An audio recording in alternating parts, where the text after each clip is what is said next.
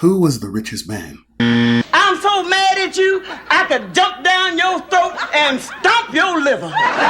Who was the richest person to ever live on planet Earth, in the solar system, Milky Way galaxy? 5 facts about the richest person who ever lived. Depending on where you're from, you might think it's this person. Not bad.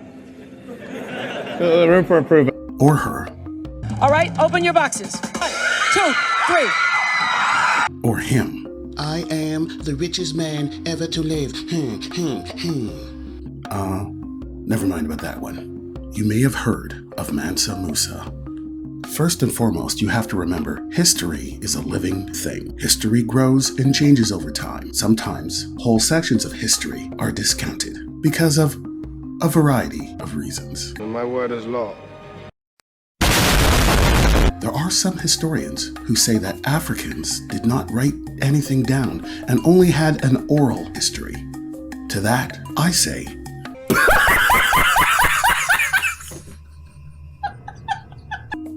it's the 1300s, and most of Europe is in the Dark Ages. The plague is killing off people left, right, and center. News of a outrageously rich black person was considered... What did you just say?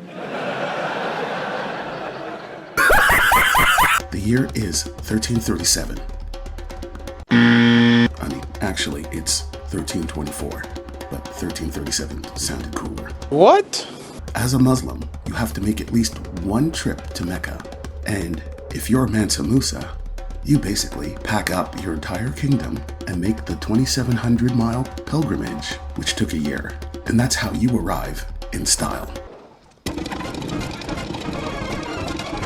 The reason why we know how rich he was because he made a stop off in Cairo, and the people there recorded how much wealth he brought with him, a lot of which he gave away along the trip, partially to buy his passage, but partially to flex on people. Man, get fired on one time.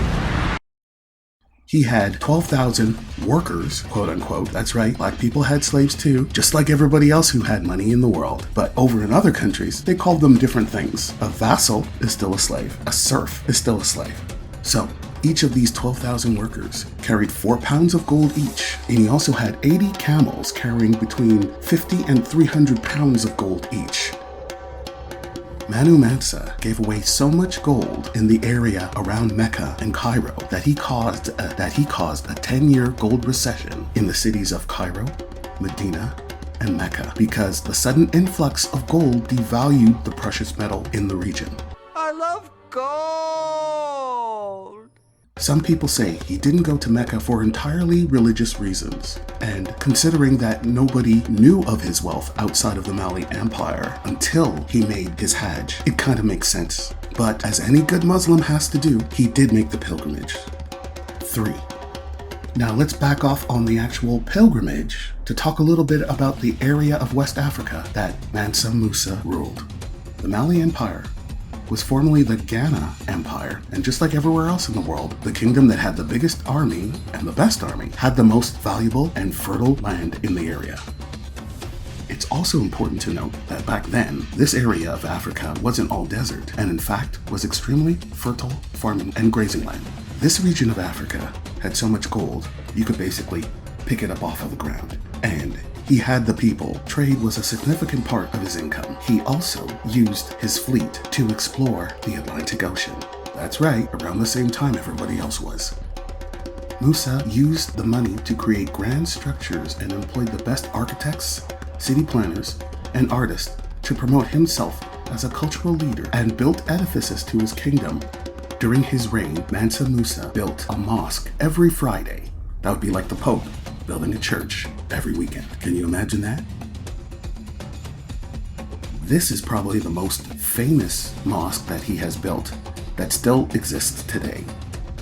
He also invested and built hundreds of Islamic education schools for scholars, poets, and artisans. Have you ever heard of a city named Timbuktu?